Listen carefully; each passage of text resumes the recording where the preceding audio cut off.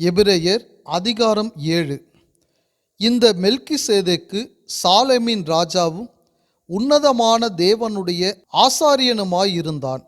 ராஜாக்களை முறியடித்து வந்த ஆபிரகாமுக்கு இவன் எதிர்கொண்டு போய் அவனை ஆசிர்வதித்தான். இவனுக்கு ஆபிரகாம் எல்லாவற்றிலும் தசமபாகம் கொடுத்தான். இவனுடைய முதற் பேராக்கிய மெல்கிசேதேக்கு என்பதற்கு நீதியின் ராஜா என்றும், பின்பு சாலேமின் ராஜா என்பதற்கு சமாதானத்தின் ராஜா என்றும் அர்த்தமாம். இவன் தகப்பனும் தாயும் வம்ச வரலாறும் இல்லாதவன்.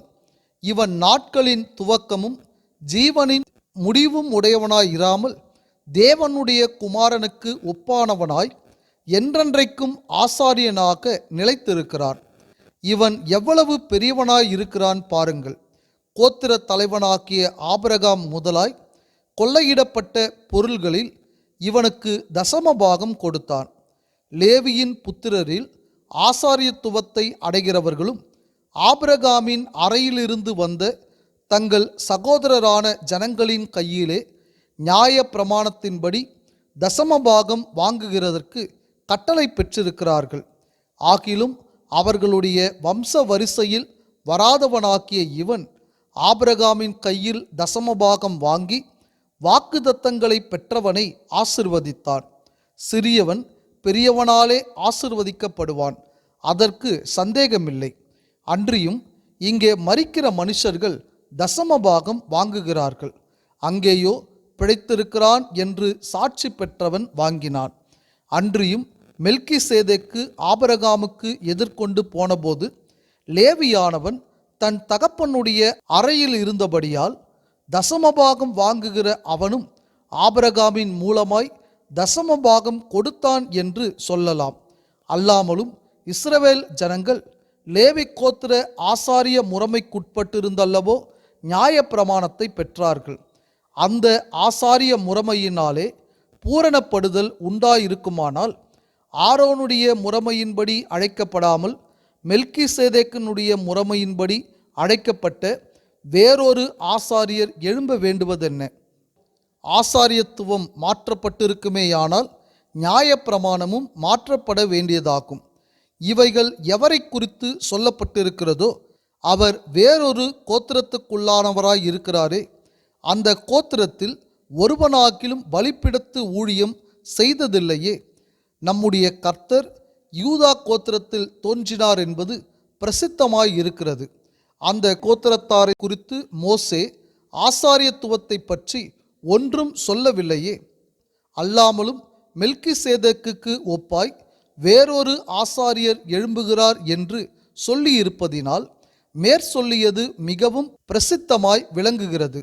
அவர் மாம்ச சம்பந்தமான கட்டளையாக்கிய நியாய பிரமாணத்தின்படி ஆசாரியராகாமல் நீர் மெல்கிசேதேக்கின் முறைமையின்படி என்றென்றைக்கும் ஆசாரியராய் இருக்கிறீர் என்று சொல்லிய சாட்சிக்கு தக்கதாக அழியாத ஜீவனுக்குரிய வல்லமையின்படியே ஆசாரியரானார். முந்தின கட்டளை பலவீனம் உள்ளதும் பயனற்றதுமாய் இருந்தது நிமித்தம் மாற்றப்பட்டது. நியாய பிரமாணமானது ஒன்றையும் பூரணப்படுத்தவில்லை. அதிக நன்மையான நம்பிக்கையை வருவிப்பதோ பூரணப்படுத்துகிறது. அந்த நம்பிக்கையினாலே தேவனிடத்தில் சேருகிறோம். அன்றியும் அவர்கள் ஆணையில்லாமல் ஆசாரியராக்கப்படுகிறார்கள். இவரோ நீர் மெல்கிசேதேக்கின் முறைமையின்படி என்றென்றைக்கும் ஆசாரியராய் இருக்கிறீர் என்று கர்த்தர் ஆணையிட்டார், மனம் மாறாமலும் இருப்பார் என்று தம்முடனே சொன்னவராலே ஆணையோடே ஆசாரியரானார். ஆனதால் இயேசுவானவர் ஆணையின்படியே ஆசாரியராக்கப்பட்டது எவ்வளவு விசேஷித்த காரியமோ அவ்வளவு விசேஷித்த உடன்படிக்கைக்கு பிணையாளியானார். அன்றியும் அவர்கள் மரணத்தின் நிமித்தம் நிலைத்திருக்க கூடாதவர்களானபடியால் ஆசாரியராக்கப்படுகிறவர்கள் அநேகராயிருக்கிறார்கள். இவரோ என்றென்றைக்கும் நிலைத்திருக்கிறபடியினாலே மாறிப்போகாத ஆசாரியத்துவம் உள்ளவராய் இருக்கிறார். மேலும் தமது மூலமாய் தேவனிடத்தில் சேருகிறவர்களுக்காக வேண்டுதல் செய்யும்படிக்கு அவர் எப்பொழுதும் உயிரோடு இருக்கிறவராகையால் அவர்களை முற்றும் முடிய இரட்சிக்க வல்லவராயும் இருக்கிறார். பரிசுத்தரும் குற்றமற்றவரும் மாசில்லாதவரும் பாவிகளுக்கு விலகினவரும் வானங்களிலும் உயர்ந்தவருமாயிருக்கிற இவ்விதமான பிரதான ஆசாரியரே நமக்கு ஏற்றவராயிருக்கிறார். அவர் பிரதான ஆசாரியர்களைப் போல முன்பு சொந்த பாவங்களுக்காகவும் பின்பு ஜனங்களுடைய பாவங்களுக்காகவும் நாடோறும் பலியிட வேண்டுவதில்லை. ஏனெனில் தம்மைத்தாமே பலியிட்டதினாலே இதை ஒரே தரம் செய்து முடித்தார். நியாயப்பிரமாணமானது பலவீனமுள்ள மனுஷர்களை பிரதான ஆசாரியராக ஏற்படுத்துகிறது. நியாயப்பிரமாணத்திற்கு பின்பு உண்டான ஆணையோடு விளங்கிய வசனமோ என்றென்றைக்கும் பூரணரான குமாரனை ஏற்படுத்துகிறது. எபிரேயர் அதிகாரம் 8. மேற் சொல்லியவைகளின் முக்கியமான பொருள் என்னவெனில், பரலோகத்தில் உள்ள மகத்துவ ஆசனத்தின் வலது பார்சத்திலே உட்கார்ந்திருக்கிறவருமாய் பரிசுத்த ஸ்தலத்திலும் மனுஷரால் அல்ல கர்த்தரால் ஸ்தாபிக்கப்பட்ட மெய்யான கூடாரத்திலும் ஆசாரிய ஊழியம் செய்கிறவருமாயிருக்கிற பிரதான ஆசாரியர் நமக்கு உண்டு. ஒவ்வொரு பிரதான ஆசாரியனும் காணிக்கைகளையும் பலிகளையும் செலுத்தும்படி நியமிக்கப்படுகிறார். ஆதலால் செலுத்தும்படிக்கு ஏதோ ஒன்று இவருக்கும் அவசியம் வேண்டியதாயிருக்கிறது. பூமியிலே அவர் இருப்பாரானால் ஆசாரியராய் இருக்க மாட்டார்.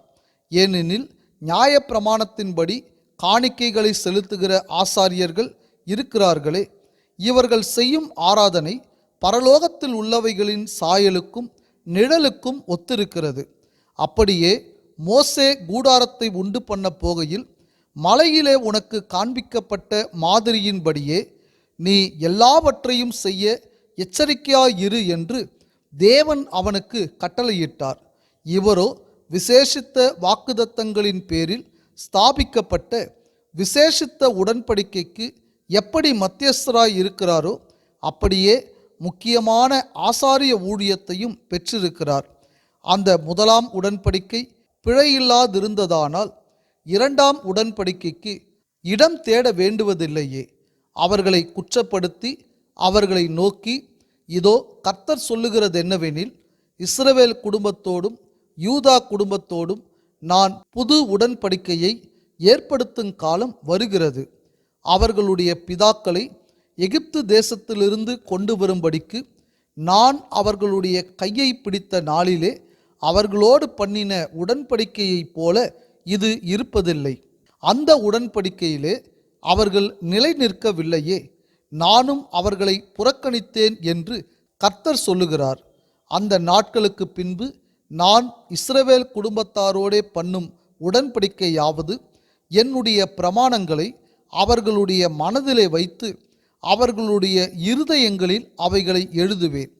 நான் அவர்கள் தேவனாயிருப்பேன், அவர்கள் என் ஜனமாயிருப்பார்கள். அப்பொழுது சிறியவன் முதற்கொண்டு பெரியவன் வரைக்கும் எல்லாரும் என்னை அறிவார்கள். ஆகையால் கர்த்தரை அறிந்து கொள் என்று ஒருவன் தன் அயலானுக்கும் ஒருவன் தன் சகோதரனுக்கும் போதிக்க வேண்டுவதில்லை. ஏனெனில் நான் அவர்கள் அநியாயங்களை கிருபையாய் மன்னித்து அவர்கள் பாவங்களையும் அக்கிரமங்களையும் இனி நினையாமல் இருப்பேன் என்று கர்த்தர் சொல்லுகிறார். புது உடன்படிக்கை என்று அவர் சொல்லுகிறதினாலே முந்தினதை பழமையாக்கினார். பழமையானதும் நாள் பட்டதுமாயிருக்கிறது உருவழிந்து போக காலம் சமீபித்திருக்கிறது. எபிரேயர் அதிகாரம் 9. அன்றியும் முதலாம் உடன்படிக்கையானது ஆராதனைக்கேற்ற முறைமைகளும் பூமிக்குரிய பரிசுத்த ஸ்தலமும் உடையதாயிருந்தது. எப்படியெனில் ஒரு கூடாரம் உண்டாக்கப்பட்டிருந்தது. அதன் முந்தின பாகத்தில் குத்துவிளக்கும் மேஜையும் தேவ சமூக தப்பங்களும் இருந்தன. அது பரிசுத்த ஸ்தலம் எனப்படும். இரண்டாம் திரைக்குள்ளே மகா பரிசுத்த ஸ்தலம் என்னப்பட்ட கூடாரம் இருந்தது. அதிலே பொன்னார் செய்த தூப கலசமும் முழுவதும் பொற்றகடு பொதிந்திருக்கப்பட்ட உடன்படிக்கை பெட்டியும் இருந்தன. அந்த பெட்டியிலே மன்னா வைக்கப்பட்ட பொற்பாத்திரமும் ஆரோனுடைய தளிர்த்த கோலும் உடன்படிக்கையின் கற்பலகைகளும் இருந்தன. அதற்கு மேலே மகிமையுள்ள கேருபீன்கள் வைக்கப்பட்டு கிருபாசனத்தை நிழலிட்டிருந்தன. இவைகளை குறித்து விவரமாய் பேச இப்பொழுது சமயமில்லை. இவைகள் இவ்விதமாய் ஆயத்தமாக்கப்பட்டிருக்க ஆசாரியர்கள் ஆராதனை முறைமைகளை நிறைவேற்றும்படிக்கு முதலாம் கூடாரத்திலே நித்தமும் பிரவேசிப்பார்கள். இரண்டாம் கூடாரத்திலே பிரதான ஆசாரியன் மாத்திரம் வருஷத்திற்கு ஒரு தரம் இரத்தத்தோடே பிரவேசித்து அந்த இரத்தத்தை தனக்காகவும் ஜனங்களுடைய தப்பிதங்களுக்காகவும் செலுத்துவான். அதனாலே முதலாம் கூடாரம் நிற்கும் அளவும் பரிசுத்த ஸ்தலத்திற்கு போகிற மார்க்கம் இன்னும் வெளிப்படவில்லை என்று பரிசுத்த ஆவியானவர் தெரியப்படுத்தியிருக்கிறார். அந்த கூடாரம் இக்காலத்திற்கு உதவுகிற ஒப்பனையாயிருக்கிறது. அதற்கேற்றபடியே செலுத்தப்பட்டு வருகிற காணிக்கைகளும் பலிகளும் ஆராதனை செய்கிறவனுடைய மனசாட்சியை பூரணப்படுத்த கூடாதவைகளாம். இவைகள் சீர்திருத்தல் உண்டாகும் காலம் வரைக்கும் நடந்தேறும்படி கட்டளையிடப்பட்ட போஜன பானங்களும் பலவித ஸ்நானங்களும் சரீரத்துக்கேற்ற சடங்குகளுமே அல்லாமல் வேறல்ல. கிறிஸ்துவானவர் வரப்போகிற நன்மைகளுக்குரிய பிரதான ஆசாரியராய் வெளிப்பட்டு கையினால் செய்யப்பட்டதாகிய இந்த சிருஷ்டி சம்பந்தமான கூடாரத்தின் வழியாக அல்ல, பெரிதும் உத்தமமான கூடாரத்தின் வழியாகவும் வெள்ளாட்டுக்கடா இளங்காலை இவைகளுடைய இரத்தத்தினாலே அல்ல, தம்முடைய சொந்த இரத்தத்தினாலும் ஒரே தரம் மகா பரிசுத்த ஸ்தலத்திலே பிரவேசித்து நித்திய மீட்பை உண்டு பண்ணினார். அது எப்படியெனில், காலை வெள்ளாட்டுக்கடா இவைகளின் இரத்தமும் தீட்டுப்பட்டவர்கள் மேல் தெளிக்கப்பட்ட கடாரியின் சாம்பலும் சரீர சுத்தி உண்டாகும்படி பரிசுத்தப்படுத்துமானால், நித்திய ஆவியினாலே தம்மைத்தாமே பழுதற்ற பலியாக தேவனுக்கு ஒப்பு கொடுத்த கிறிஸ்துவினுடைய இரத்தம் ஜீவனுள்ள தேவனுக்கு ஊழியம் செய்வதற்கு உங்கள் மனசாட்சியை செத்த கிரியைகளற சுத்திகரிப்பது எவ்வளவு நிச்சயம். ஆகையால் முதலாம் உடன்படிக்கையின் காலத்திலே நடந்த அக்கிரமங்களை நிவர்த்தி செய்யும் பொருட்டு அவர் மரணமடைந்து அழைக்கப்பட்டவர்கள் வாக்குத்தத்தம் பண்ணப்பட்ட நித்திய சுதந்திரத்தை அடைந்து கொள்வதற்காக புது உடன்படிக்கையின் மத்தியஸ்தராய் இருக்கிறார். ஏனென்றால், எங்கே மரண சாசனம் உண்டோ அங்கே அந்த சாசனத்தை எழுதினவனுடைய மரணமும் உண்டாக வேண்டும். எப்படியெனில், மரணம் உண்டான பின்பே மரண சாசனம் உறுதிப்படும். அதை எழுதினவன் உயிரோடு இருக்கையில் அதற்கு பலன் இல்லையே. அந்தப்படி முதலாம் உடன்படிக்கையும் இரத்தம் இல்லாமல் பிரதிஷ்டை பண்ணப்படவில்லை. எப்படியெனில், மோசே நியாயப்பிரமாணத்தின்படி சகல ஜனங்களுக்கும் எல்லா கட்டளைகளையும் சொன்ன பின்பு இளங்காலை வெள்ளாட்டுக்கடா இவைகளின் இரத்தத்தை தண்ணீரோடும் சிவப்பான ஆட்டு மயிரோடும் ஈசப்போடும் கூட எடுத்து புஸ்தகத்தின் மேலும் ஜனங்கள் எல்லார் மேலும் தெளித்து, தேவன் உங்களுக்கு கட்டளையிட்ட உடன்படிக்கையின் இரத்தம் இதுவே என்று சொன்னான். இவ்விதமாக கூடாரத்தின் மேலும் ஆராதனைக்குரிய சகல பனிமுட்டுகளின் மேலும் இரத்தத்தை தெளித்தான். நியாயப்பிரமாணத்தின்படி கொஞ்சம் குறைய எல்லாம் இரத்தத்தினாலே சுத்திகரிக்கப்படும். இரத்தம் சிந்துதல் இல்லாமல் மன்னிப்பு உண்டாகாது. ஆதலால் பரலோகத்தில் உள்ளவைகளுக்கு சாயலானவைகள் இப்படிப்பட்ட பலிகளினாலே சுத்திகரிக்கப்பட வேண்டியதாயிருந்தது. பரலோகத்தில் உள்ளவைகளோ இவைகளிலும் விசேஷித்த பலிகளாலே சுத்திகரிக்கப்பட வேண்டியதாமே. அந்தப்படி மெய்யான பரிசுத்த ஸ்தலத்துக்கு அடையாளமான கையினால் செய்யப்பட்டதாயிருக்கிற பரிசுத்த ஸ்தலத்திலே கிறிஸ்துவானவர் பிரவேசியாமல் பரலோகத்திலே தானே இப்பொழுது நமக்காக தேவனுடைய சமூகத்தில் பிரதியட்சமாகும்படி பிரவேசித்திருக்கிறார். பிரதான ஆசாரியன் அந்நிய இரத்தத்தோடே வருஷந்தோறும் பரிசுத்த ஸ்தலத்துக்குள் பிரவேசிக்கிறது போல அவர் அநேகந்தரம் தம்மை பலியிடும்படிக்கு பிரவேசிக்கவில்லை. அப்படி இருந்ததானால் உலகம் உண்டானது முதற்கொண்டு அவர் அநேகந்தரம் பாடுபட வேண்டியதாயிருக்குமே. அப்படியல்ல, அவர் தம்மைத்தாமே பலியிடுகிறதினாலே பாவங்களை நீக்கும் பொருட்டாக இந்த கடைசி காலத்தில் ஒரே தரம் வெளிப்பட்டார்.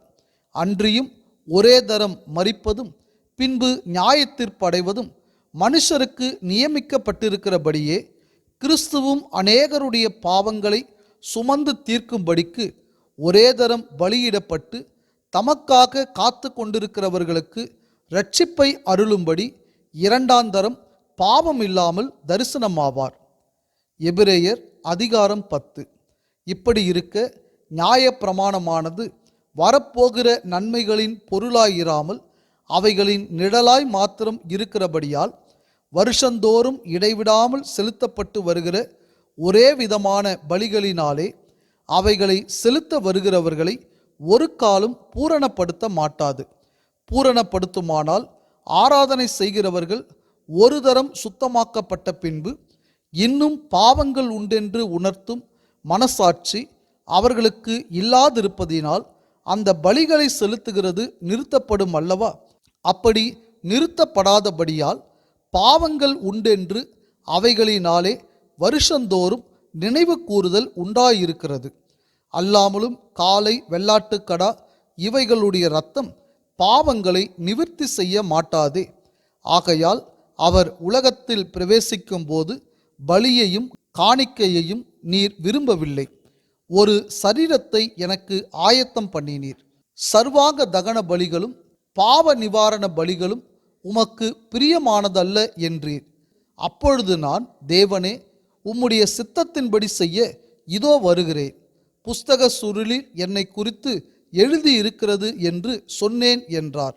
நியாயப்பிரமாணத்தின்படி செலுத்தப்பட்டு வருகிற பலிகளை குறித்து மேற்சொல்லியபடி பலியையும் காணிக்கையையும் சர்வாங்க தகன பலிகளையும் பாவ நிவாரண பலிகளையும் நீர் விரும்பவில்லை, அவைகள் உமக்கு பிரியமானதல்ல என்று சொன்ன பின்பு, தேவனே, உம்முடைய சித்தத்தின்படி செய்ய இதோ வருகிறேன் என்று சொன்னார். இரண்டாவதை நிலை நிறுத்துவதற்கு முதலாவதை நீக்கி போடுகிறார். இயேசு கிறிஸ்துவனுடைய சரீரம் ஒரே தரம் பலியிடப்பட்டதினாலே அந்த சித்தத்தின்படி நாம் பரிசுத்தமாக்கப்பட்டிருக்கிறோம். அன்றியும் எந்த ஆசாரியனும் நாடோறும் ஆராதனை செய்கிறவனாயும் பாவங்களை ஒரு காலும் நிவர்த்தி செய்யக்கூடாத ஒரேவித பலிகளை அநேகந்தரம் செலுத்தி வருகிறவனாயும் நிற்பான். இவரோ பாவங்களுக்காக ஒரே பலியை செலுத்தி என்றென்றைக்கும் தேவனுடைய வலது பாரிசத்தில் உட்கார்ந்து இனி தம்முடைய சத்துருக்களை தமது பாதபடியாக்கி போடும் வரைக்கும் காத்து கொண்டிருக்கிறார். ஏனெனில் பரிசுத்தமாக்கப்படுகிறவர்களை ஒரே பலியினாலே இவர் என்றென்றைக்கும் பூரணப்படுத்தி இருக்கிறார். இதை குறித்து பரிசுத்த ஆவியானவரும் நமக்கு சாட்சி சொல்லுகிறார். எப்படியெனில், அந்த நாட்களுக்கு பின்பு நான் அவர்களோட பண்ணும் உடன்படிக்கையாவது, நான் என்னுடைய பிரமாணங்களை அவர்களுடைய இருதயங்களில் வைத்து அவைகளை அவர்களுடைய மனதில் எழுதுவேன் என்று கர்த்தர் சொல்லுகிறார் என்பதை உரைத்த பின்பு அவர்களுடைய பாவங்களையும் அவர்களுடைய அக்கிரமங்களையும் நான் இனி நினைப்பதில்லை என்பதை சொல்லுகிறார். இவைகள் மன்னிக்கப்பட்டதுண்டானால் இனி பாவத்தை நிமித்தம் பலி செலுத்தப்படுவதில்லையே. ஆகையால் சகோதரரே, நாம் பரிசுத்த ஸ்தலத்தில் பிரவேசிப்பதற்கு இயேசுவானவர் தமது மாம்சமாகிய திரையின் வழியாய் புதிதும் ஜீவனுமான மார்க்கத்தை நமக்கு உண்டு பண்ணினபடியால் அந்த மார்க்கத்தின் வழியாய் பிரவேசிப்பதற்கு அவருடைய இரத்தத்தினாலே நமக்கு தைரியம் உண்டாயிருக்கிறபடியினாலும் தேவனுடைய வீட்டின் மேல் அதிகாரியான மகா ஆசாரியர் நமக்கு ஒருவர் இருக்கிறபடியினாலும் துர்மனசாட்சி நீங்க தெளிக்கப்பட்ட இருதயம் உள்ளவர்களாயும் சுத்த ஜலத்தால் கழுவப்பட்ட சரீரம் உள்ளவர்களாயும் உண்மையுள்ள இருதயத்தோடும் விசுவாசத்தின் பூரண நிச்சயத்தோடும் சேரக்கடவும். அல்லாமலும் நம்முடைய நம்பிக்கையை அறிக்கையிடுகிறதில் அசைவில்லாமல் உறுதியாயிருக்க கடவும். வாக்குதத்தம் பண்ணினவர் உண்மையுள்ளவராய் இருக்கிறாரே. மேலும் அன்புக்கும் நற்கிரியைகளுக்கும் நாம் ஏவப்படும்படி ஒருவரையொருவர் கவனித்து சபை கூடி வருதலை சிலர் விட்டுவிடுகிறது போல நாமும் விட்டுவிடாமல் ஒருவருக்கொருவர் புத்தி சொல்ல கடவும். நாளானது சமீபத்து வருகிறதை எவ்வளவாய் பார்க்கிறீர்களோ அவ்வளவாய் புத்தி சொல்ல வேண்டும். சத்தியத்தை அறியும் அறிவை அடைந்த பின்பு நாம் மனப்பூர்வமாய் பாவம் செய்கிறவர்களாய் இருந்தால் பாவங்களின் நிமித்தம் செலுத்தத்தக்க வேறொரு பலி இனி இராமல் நியாய தீர்ப்பு வருமென்று பயத்தோடு எதிர்பார்க்குதலும் விரோதிகளை பட்சிக்கும் கோபாக்கினையுமே இருக்கும். மோசேயினுடைய பிரமாணத்தை தள்ளுகிறவன் இரக்கம் பெறாமல் 2-3 சாட்சிகளின் வாக்கினாலே சாகிறானே. தேவனுடைய குமாரனை காலின் கீழ் மிதித்து தன்னை பரிசுத்தம் செய்த உடன்படிக்கையின் இரத்தத்தை அசுத்தம் என்றெண்ணி கிருபையின் ஆவியை நிந்திக்கிறவன் எவ்வளவு கொடிதான ஆக்கினைக்கு பாத்திரவானாய் இருப்பான் என்பதை யோசித்து பாருங்கள். பழி வாங்குதல் எனக்குரியது, நானே பதில் செய்வேன் என்று கர்த்தர் சொல்லுகிறார் என்றும், கர்த்தர் தம்முடைய ஜனங்களை நியாயம் தீர்ப்பார் என்றும் சொன்னவர் இன்னார் என்று அறிவோம். ஜீவனுள்ள தேவனுடைய கைகளில் விழுகிறது பயங்கரமாயிருக்குமே. முந்தின நாட்களை நினைத்து கொள்ளுங்கள். நீங்கள் பிரகாசமாக்கப்பட்டிருந்த அந்த நாட்களில் உபத்திரவங்களாக்கிய மிகுந்த போராட்டத்தை சகித்தீர்களே. நிந்தைகளாலும் உபத்திரவங்களாலும் நீங்கள் வேடிக்கையாக்கப்பட்டதும் அல்லாமல் அப்படி நடத்தப்பட்டவர்களுக்கு பங்காளிகளும் ஆனீர்கள். நான் கட்டப்பட்டிருக்கையில் நீங்கள் என்னை குறித்து பரிதபித்ததுமன்றி பரலோகத்தில் அதிக மேன்மையும் நிலையுள்ளதுமான சுதந்திரம் உங்களுக்கு உண்டென்று அறிந்து உங்கள் ஆஸ்திகளையும் சந்தோஷமாய் கொள்ளையிட கொடுத்தீர்கள். ஆகையால் மிகுந்த பலனுக்கேதுவான உங்கள் தைரியத்தை விட்டுவிடாதிருங்கள். நீங்கள் தேவனுடைய சித்தத்தின்படி செய்து வாக்குதத்தம் பண்ணப்பட்டதை பெறும்படிக்கு பொறுமை உங்களுக்கு வேண்டியதாயிருக்கிறது. வருகிறவர் இன்னும் கொஞ்ச காலத்தில் வருவார், தாமதம் பண்ணார். விசுவாசத்தினாலே நீதிமான் பிழைப்பான். பின்வாங்கி போவானானால் அவன் மேல் என் ஆத்துமா பிரியமாயிராது என்கிறார். நாமோ கெட்டுப்போக பின்வாங்குகிறவர்களாய் இராமல் ஆத்துமா ஈடேற விசுவாசிக்கிறவர்களாய் இருக்கிறோம்.